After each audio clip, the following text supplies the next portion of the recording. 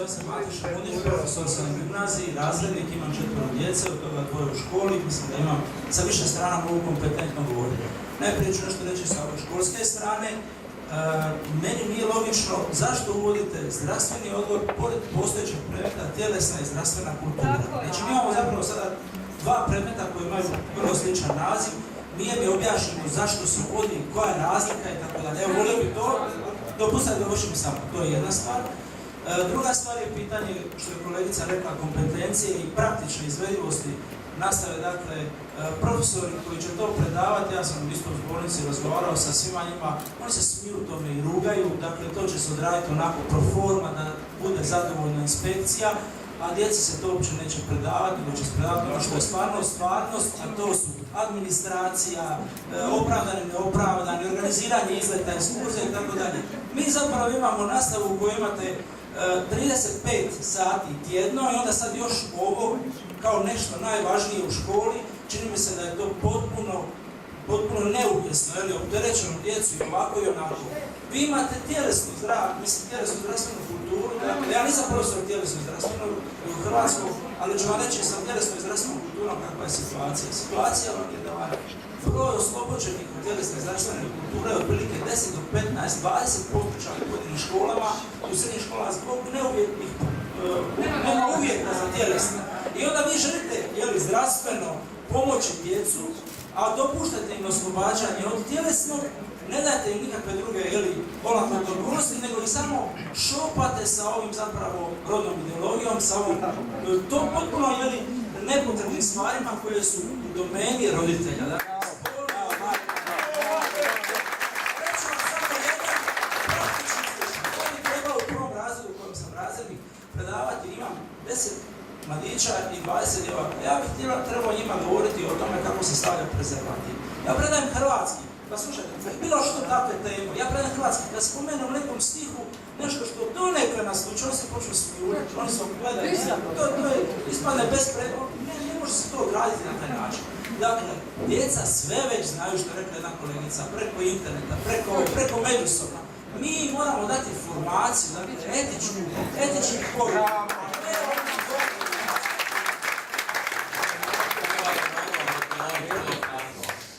Prije no što su stručnjaci predložili dodatni sadržaj zdravstvenog odgoja, oni su vrlo pomno proanalizirali sve sadržaje u postojećim predmetima prirode, društva, biologije, tjelesne zdravstvene kulture i psihologije.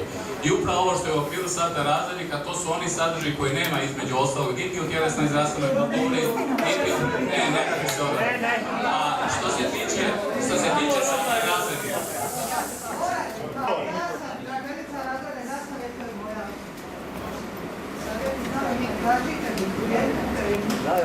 od 1. do 4. razreda, samo da kažem, 15. koliko tema iz kurikuluma zdravstvenog odgoja nije bilo integrirano u nastavu, po kojim se za razredu nastavu. Znači tu sam kompetentna, s tim da sam 8 godina kombiniran i 4 kombiniran objedinjenjima, to znači da jako dobro znajem materiju, znači priroda i društvo, tjelesni, hrvatski i neki rodima, ljudi koji nisu, vjernici, tako da. Znači, nabrojite konkretno, molim vas da pustite da nam kompetentni, konkretno teme koje su sada, teme koje nisu obuhvaćene, znači koje nisu bile do sada integrirane, a sada su nabrojite mi konkretno teme. ja vam neću naći na teme, ali kad se vratim u Zagreb, onda ću vašu kolegicu koja je sudjelovala iz razredne nastave i čitav niz učiteljica razredne nastave koji su upravo proanaliziravši programe prirode i društva ustvrdili da ove teme koje su u kurikulumu zdravstvenog odgoja nisu zastupljene u redovitoj nastavi prirode društva i... Pa kako dolazite nespremni ovdje? Govorim kolegi, ja vas samo kažem, neko je spomenuti... Na javnu raspravu dolazite nespremni, gospodine. Ja ću vam pročitati temu u 7. razredu i sata razrednika. Ljubav i polno sazrijevanje. Druga tema je afta i pubertet u 7. razredu. U 8. razredu Poštujemo različitost, prilagođavaju se jedno drugom. Druga tema, humani odnosi među spolovima i odgovorno roditeljstvo. Treća tema, što još želim doznati iz područja odnosa među spolovima. Naravno, ne čitam teme iz sadašnjeg kurikuluma zdravstvenog odgoja, nego iz glasnika Ministarstva prosvjete i športa iz 1995. godine, koje su, dakle, bile teme za satove razrednika prije 18 godina.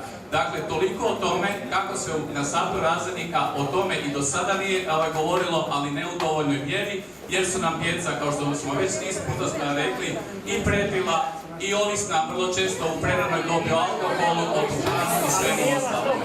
Dakle, to su naprosto činjenice, ali ja dopuštam da se vi s tim ne slažete. Međutim, meni je žao da unatoč tome što smo pokušavali bilježiti, vi ste vrlo malo dali konkretnih, osim općih razloga, definicija, širi ste...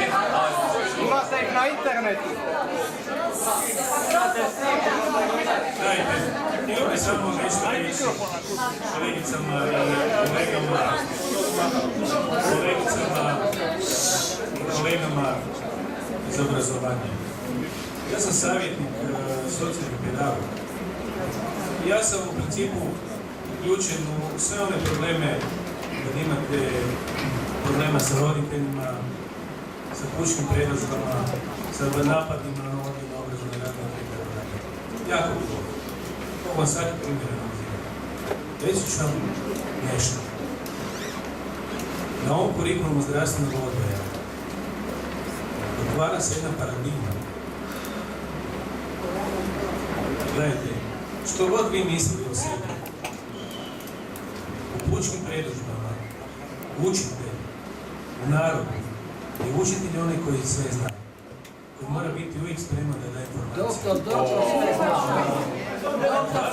Otvarajući to pitanje nekompetentnosti pojedinih nastavnika za neke sadržaje, idemo na granici da dajemo onim ljudima koji kritički, nekritički, samo pokazuju kao nekompetentne, neodgovorne. A jeste vi kompetentni za profesora matematike? Molim vas, recite mi. Možete li vi predavati? Odgovorite. Zašto bi mi morali sve predavati? Gledajte, ovdje svi se pozivate na odgoj. Ne, znate šta, naš posao je da odgajamo. Mi odgajamo 24 sata, kad smo na cesti, gdje god smo, razumijete?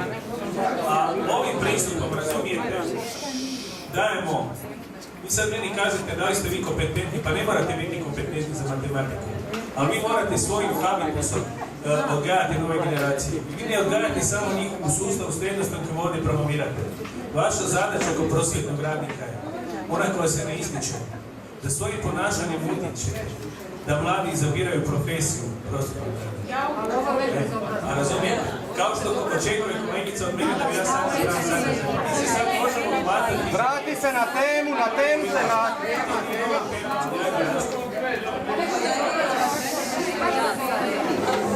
Još ćemo 20 minuta, evo.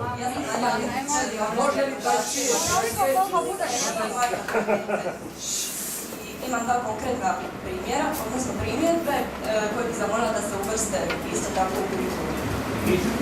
Prvo je, čini mi se da je zanemarenje izbor čistoće prije braka, što je najsigurnija zaštita od spolnih bolesti i pomaže da se budući partneri međusobno jako emotivno povežu, kao ljudi upoznaju prije samog stupanja u čin. A druga stvar, što je s negativnim posljedicama kontracepcije i koji je vaš razlog da se više ne polaže na prirodne načine reguliranja odnosa, kao što je biomedicinska metoda i slične, jer zasigurno postoje ljudi koji tako žele odgajati svoju djecu i djeca koja žele i prihvaćaju taj isti odgoj kao vlastiti stil života. Hvala.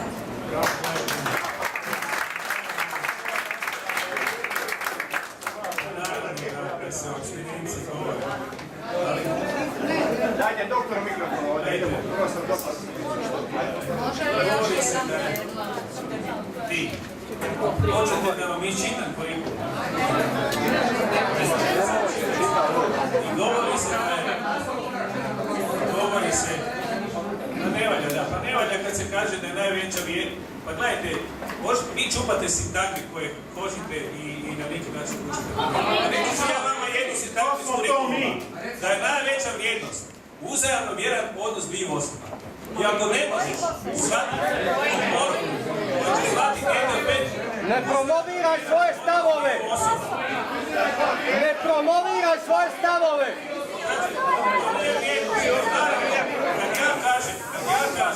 kad ja kažem, Promoviraš svoje stavove, to zaboravi. vrijednost, onda ljudi ga vam, kad vi to kažete, onda sam ja.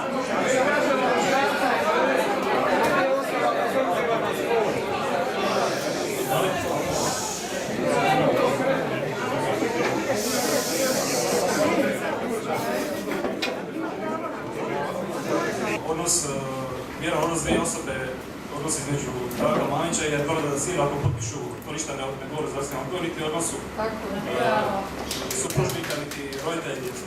Ali htio sam nešto drugo reći. Kroz ovaj kurikulum, to je jedna konkretna primjedba, kroz ovo promoviranje kontracepcije, promiče se shvaćanje da je dijete bolest. To jest, nabrojane su ne samo da niste spomenuli neželjene osobe. I u svim zapadnim državama je uveden ovaj liberalni seksualni odgoj, porastao je broj maloljetničkih trudnoća i abortusa. Godišnje se preko 50 milijuna osoba pobaci, neželjene. A mnoge od njih su upravo uzrok ovog mentaliteta, koji ne prolazi. One nisu željene, kako kažemo. Pusti ga, ej. Hrvatskoj zadnjih 20 godina. Bez seksualne edukacije 90% manje od 2005. Niste provjerili. Sad smo u Europi, pa to ne bi... Gledajte šta ću vam reći. Naravno, i to sam odgovorio, za one koji abstiniraju, za one koji su uzeli mjerni, zdravstveni i spolno odgoj nije potreban.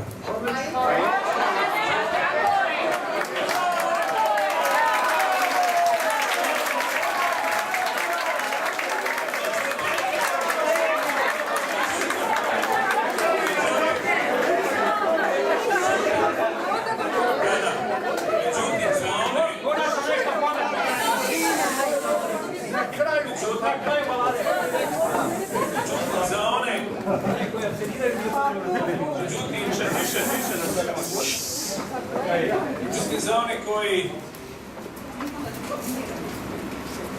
naprave curi dijete, pa je ostaje misle je potrebno. I znate za koga je najviše? Ja ću vam nešto reći.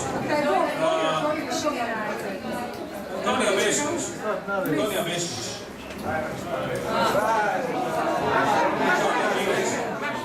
I one nisu živjele u onome svijetu za koje mi nismo govorili.